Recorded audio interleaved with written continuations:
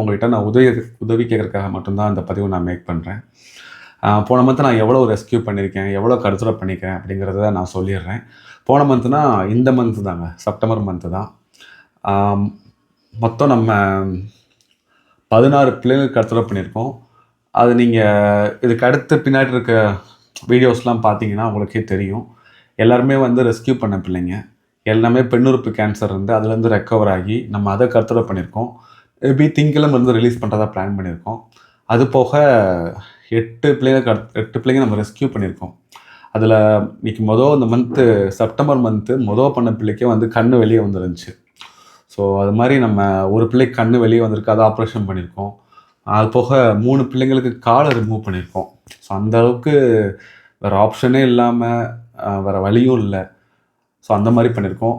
அதில் ஒன்று டிவிடி வந்துச்சு. அது வந்து இந்த மந்த்து கருத்தடை பண்ணுவோம், இல்லை அடுத்த மாதம் கருத்தடை பண்ணுவோம். இப்போ தான் கீமோதெரப்பி முடிஞ்சிருக்கு. ஸோ ஒவ்வொரு மந்த்தும் நான் எத்தனை பிள்ளைங்க ரெஸ்க்யூ பண்ணுறேன், எத்தனை கருத்தடை பண்ணுறேன். அது போக 150 பிள்ளைங்களுக்கு சாப்பாடு போடுறோம். ஸோ இது வந்து எப்படி சொல்கிறது, பொறுப்பை எடுத்துட்டோங்க. ஸோ நம்ம அதில் ஓடி தான் ஆகணும். அதில் வந்து நான் ஒருத்தனாக வந்து ஓட முடியாது. உங்களுடைய சப்போர்ட் கண்டிப்பாக வேணும். நான் ரெஸ்க்யூ பண்ணுற இடத்துல யார்ட்டையுமே பணம் கேட்கறது இல்லைங்க, கேட்க மாட்டேன். ஏன்னா எல்லா மனிதர்களுமே இங்கே இருப்பாங்க. கொடுக்க முடிஞ்சவங்க இருப்பாங்க, கொடுக்க முடியாதவங்க இருப்பாங்க. என்னை பொறுத்த வரைக்கும் வயசான பாட்டி அவங்களால எதுவும் பண்ண முடியாது. ஆனால் அவங்களுக்கு வந்து காப்பாற்றணுங்கிற எண்ணம் இருக்கும். ஸோ அவங்களுக்கு உதவி பண்ணணும். ஏன்னா இந்த பிள்ளைங்க அதிகமாக இருக்கிற இடம் வந்து பசியோட வலியை உணர்ந்தவங்க இடத்தா இருப்பாங்க.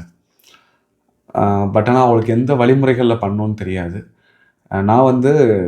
நான் பண்ணுறத விட நிறைய பேரை பண்ண வைக்கணுங்கிறது தான் என்னுடைய ஐடியாவே. நான் அதான் பண்ணிக்கிட்டு இருக்கேன்.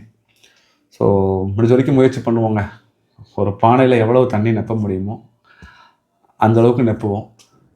முடிஞ்ச வரைக்கும் சக உயிர்களை மதிப்போம். அது மாதிரி உணவு சம்மந்தப்பட்ட விஷயமா இருக்கட்டும், கொசுவாக இருக்கட்டும், அதெல்லாம் கம்பேர் பண்ணாதீங்க.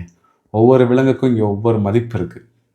அதில் முதன்மையாக இருக்கிறதும் நம்ம கூட ரொம்ப நெருங்கி இருக்கிறது, அதிகமாக இருக்கிறது நாய் தாங்க. அடுத்து பூனை, அதுக்கடுத்தா மாடு, ஆடு எல்லாமே வரும்.